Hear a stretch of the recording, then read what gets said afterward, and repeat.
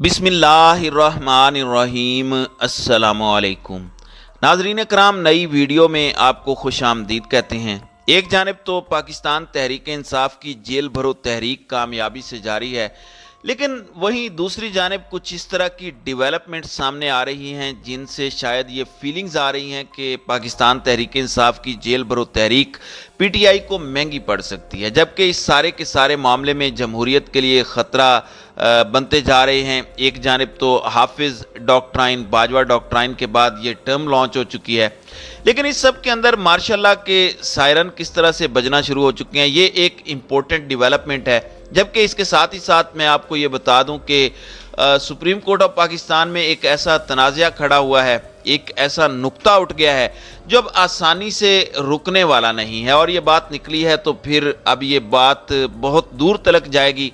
और इस सूरत हाल का आप खुद भी अंदाज़ा नहीं कर सकते कि किस तरह का रंग इख्तियार करने जा रही है, क्योंकि इसमें बहुत ज़्यादा अब कॉम्प्लिकेशंस जो हैं वो पैदा होंगी। जब यहाँ पर डेवलपमेंट्स हुई हैं वो पहले मैं आपके सामने रख देता हूँ। एक तो ये कि पाकिस्तान तहरीक इंसाफ की इत्तेहादी जमात मजलिस वहदतुल मुस्लिमीन के सरबराह अल्लामा राजा नासिर अब्बास ने जेल भरो तहरीक में रज़ाकाराना तौर पर गिरफ्तारी दी है। अल्लामा राजा नासिर अब्बास ने दीगर साथियों समेत रावलपिंडी में गिरफ्तारी दी। उनका कहना था कि पाकिस्तान की खुद मुख्तारी, आज़ाद खारजा पॉलिसी, बैरूनी मुदाखलत के खात्मे, आइन की हुक्मरानी, कानून की बालादस्ती और अवामी हुकूक की जिदोजहद में MWM हरावल दस्ता साबित होगी। पिंडी से तहरीक इंसाफ के रहनुमा जुल्फी बुखारी और फयाजुल हसन चौहान ने जेल भरो तहरीक में गिरफ्तारी दी है। ताहम मुंद्रा के मकाम पर फयाजुल हसन चौहान और दीगर 50 कारकुनों को कैदी वैन से उतार कर पुलिस वैन जो है वो भाग गई है। अब ये 50 अरकान को क्यों उतारा गया है, कारकुनों को, और क्यों कैदी वैन भाग गई है, इससे पुलिस की मुनाफकत जो है वो जाहिर होती है। पुलिस जाहिर है एक फरीक बन चुकी है, पीडीएम की जो है वो एक पपिट बन चुकी है, और जाहिर सी बात है एक नुमाइशी तौर पर ये इन्होंने रिपोर्ट भी देनी होती है और बाद में ये कह देते हैं कि जी जेल भरो तहरीक में सिर्फ इतने लोगों ने जो है वो गिरफ्तारी दी है। हकीकत ये है जो मैं आपके सामने इस वक्त जो है वो रख रहा हूँ।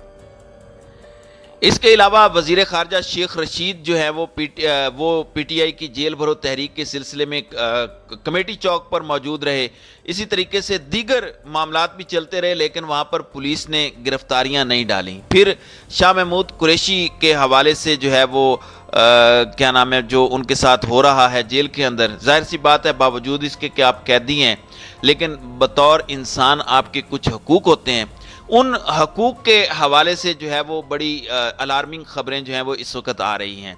अब इस सूरत हाल के अंदर एक जानिब तो शाह महमूद कुरैशी के बेटे ज़ैन कुरैशी ने अदालत में दरख्वास्त दी है, और दूसरी जानिब पाकिस्तान तहरीक इंसाफ के रहनुमा असद उमर की एहलिया ने भी लाहौर हाई कोर्ट में उनकी रिहाई और नज़रबंदी के ख़िलाफ़ अलग अलग दरख्वास्तें दायर की हैं। दरख्वास्त में डिप्टी कमिश्नर, CCPO, IG और जेल सुप्रिटेंडेंट को फरीक बनाया गया है। दरख्वास्त गुजार सोफिया फातिमा का कहना है कि असद उमर कानून की पाबंदी करने वाले शहरी हैं, वो गैर समाजी सरगर्मियों में मुलविस नहीं, गैर कानूनी हिरासत में हैं। एहलिया असद उमर की जानिब से दरख्वास्त में मौक़िफ़ अपनाया गया कि पुलिस ने डिप्टी कमिश्नर की हिदायत पर असद उमर को हिरासत में लिया। डिप्टी कमिश्नर ने गैर कानूनी तौर पर नज़रबंदी का हुक्म जारी किया। दरख्वास्त में मौक़िफ़ अपनाया गया कि सेहत के मुतल्लिक़ जानने के लिए मिलने की कोशिश की, लेकिन मिलवाने से इनकार कर दिया गया। सोफिया फातिमा ने अपनी दरख्वास्त में इस्तदा की कि असद उमर की नज़रबंदी को गैर कानूनी करार देकर रिहा किया जाए। अब एक जानिब आपके जहन में ये सवाल पैदा हो रहा होगा कि अगर ये रज़ाकाराना गिरफ्तारियां हैं तो फिर ये दरख्वास्तें क्यों दी जा रही हैं। दो तीन चीज़ें आपने समझ लेनी है जो पीटीआई के लिए भी नज़र सानी का वक्त है। पाकिस्तान तहरीक इंसाफ इलेक्शन के हवाले से ये जेल भरो तहरीक 90 दिन में आम इंतखाबात के लिए कर रही है। अब यहाँ पर दो चीज़ें हैं।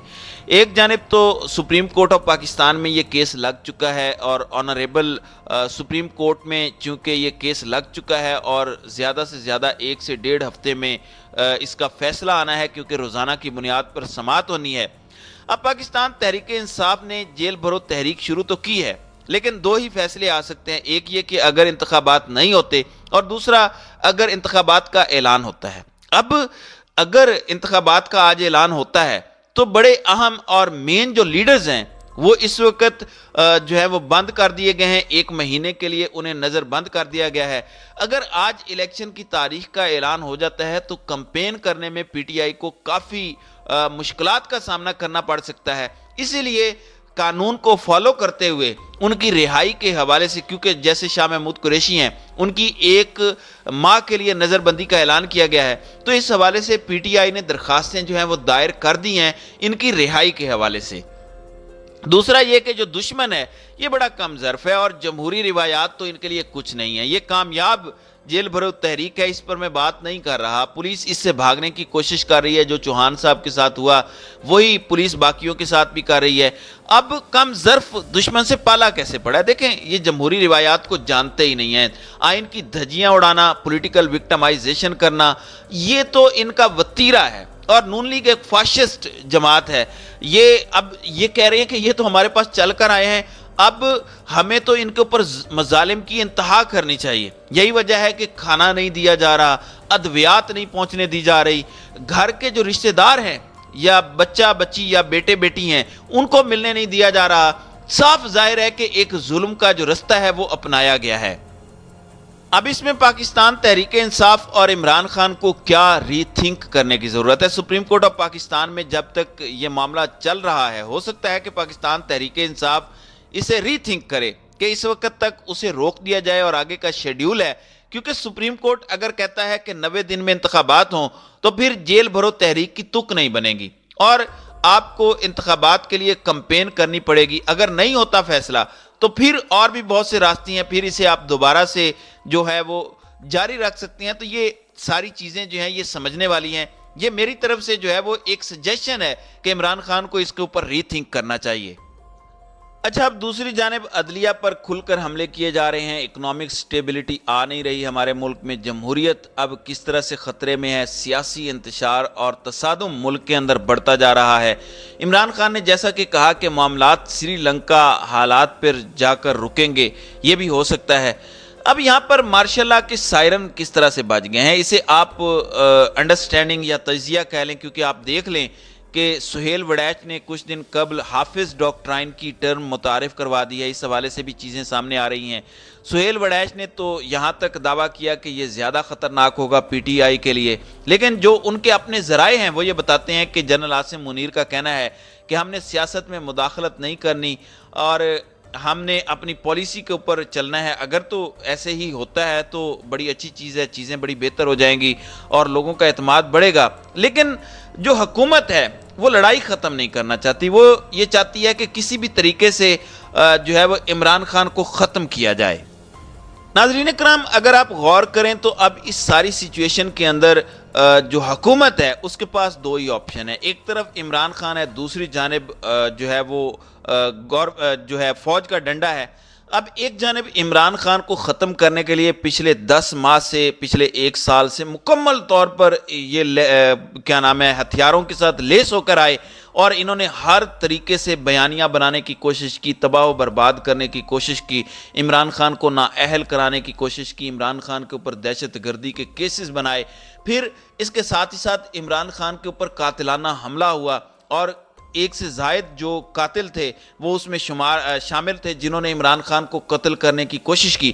تو ہر طریقے سے عمران خان کو ختم کرنے کے لیے کوشش یہ کر چکے ہیں، لیکن اب جو بظاہر نظر آ رہا ہے وہ یہ ہے کہ اللہ تعالیٰ جو ہے وہ عمران خان کے ساتھ کہیں نہ کہیں عمران خان کی مدد کر رہا ہے۔ یہی وجہ ہے کہ بہت سارے آپشنز کے باوجود، بہت ساری کوششوں کے باوجود عمران خان جو ہے وہ اب تک نہ صرف زندہ ہے بلکہ وہ ان سب کو ڈنڈا دے کے رکھ رہا ہے، اور یہی وجہ ہے کہ اس وقت پی ڈی ایم کا ٹولہ جو ہے وہ عمران خان کو ناکام کرنے میں ناکام رہا ہے۔ دوسری آپشن ان کے پاس مارشل لا کی ہے، یہ چاہتے ہیں کہ وہ جس طرح پنجابی کی کہاوت ہے کہ نہ کھیڈاں گے نہ کھیڈن دیاں گے، جب انہوں نے یہ دیکھ لیا ہے کہ عمران خان جو ہے وہ کسی بھی طریقے سے جو ہے وہ پسپائی اختیار نہیں کر رہے، اب سپریم کورٹ کے اندر جو 90 دن کے اندر الیکشنز کی کمپین ہے، جو فیصلہ ہے وہ بھی بظاہر عمران خان کے حق میں جاتا ہوا محسوس ہو رہا ہے۔ تو اس صورتحال میں دوسری آپشن جو ہے وہ بھی پی ڈی ایم کے لیے جو ہے وہ قابل قبول ہے. اس کی وجہ یہ ہے کہ پی ڈی ایم جو ہے وہ گزشتہ ایک سال میں بہت سارے نیریٹو، بہت سارے بیانیے بنانے کی کوشش کرتی رہی ہے، لیکن اب تک ان کے پاس کسی قسم کا کوئی بیانیہ نہیں بن پایا. اب پی ڈی ایم کی جماعت مکمل طور پر آئین پر حملہ آور ہے. ظاہر سی بات ہے آئین جو ہے وہ سب سے زیادہ مقدم چیز ہے. آپ دیکھ لیں فاروق ایچ نائک نے جو کیا، آپ کو پتا ہے کہ جو مندوخیل کا جو ایک بیان تھا، جو انہوں نے ایک اختلافی نوٹ فیصلے کے بعد دینا تھا، وہ فاروق ایچ نائک کے پاس جو ہے وہ پہلے سے پہنچ گیا. اس کی وجہ کیا ہے؟ اس کی وجہ یہ ہے کہ ججز کے اندر بھی اس طرح کے معاملات موجود ہیں کہ وہ ایک دوسرے سے اختلافات رکھتے ہیں. حالانکہ فاروق ایچ نائک نے کہا کہ ججی سے کوئی ذاتی خلف اشار نہیں ہے، جو ہدایات ملی وہ میں سامنے رکھ رہا ہوں. چیف جسٹس فاروق ایچ نائک سے چیف جسٹس نے کہا کہ ججز کے معاملے پر ہم پیر کو آپ کو سنیں گے. فاروق ایچ نائک نے کہا کہ واضح کر دوں کہ ججی سے کوئی ذاتی اناد نہیں. دونوں ججز اپنی رائے کا اظہار، یعنی جسٹس اعجاز الاحسن اور جسٹس نقوی جو ہیں وہ ڈوگر کیس میں اپنا پہلے اظہار رائے کر چکے ہیں. اب یہ جو جسٹس مندوخیل ہیں، ان کا جو اختلافی نوٹ ہے، اس کا میڈیا پر آنا، منظر عام پر آنا، پھر پیپلز پارٹی کے ہاتھ میں آنا، اس سے پہلے کہ وہ فیصلہ آئے، فیصلے سے پہلے ہی اس اختلافی نوٹ کا آنا جو ہے یہ بتاتا ہے کہ اس وقت سپریم کورٹ جو ہے وہ بھی اس وقت ڈیوائیڈڈ ہے. تو یہ مکمل طور پر آئین کی وائلیشن، آئین کے اوپر حملہ ہونا، اعلیٰ عدلیہ کے حوالے سے اس طرح کی باتیں، پھر عمران خان کے حوالے سے جو معاملات ہیں، تو اس صورتحال میں پی ڈی ایم جماعتوں کو یہ بہتر لگ رہا ہے کہ وہ کسی بھی طریقے سے جو ہے وہ فوج کو اوپر آنے دیں، کیونکہ فوج اگر اوپر آتی ہے تو ان کو بھی ایک طرح سے بیانیہ مل جاتا ہے، ان کو بھی ایک وقت مل جاتا ہے، اور یہ بھی معصوم بن کر کہیں گے کہ جی ہمارے ساتھ ظلم ہوا ہے. تو یہی وجہ ہے کہ اب ان تمام آپشنز کو اگر دیکھا جائے تو تمام رستے بند نظر آتے ہیں، سوائے جو ہے وہ فوج کے آنے کے اور مارشل لاء کے آنے کے. تو دیکھتے ہیں کہ مجھے امید نہیں ہے کہ اس طرح ہوگا، لیکن یہ اس طرح ہو بھی سکتا ہے اگر پی ڈی ایم اور دیگر جماعتوں نے لچک نہ دکھائی. تو دیکھتے ہیں کہ آئندہ آنے والے دنوں میں کیا ہوتا ہے. تو ناظرین کرام، آپ کی اس ویڈیو کے حوالے سے کیا رائے ہے؟ آپ اپنی رائے کا اظہار کامنٹ سیکشن میں ضرور کیجیے گا.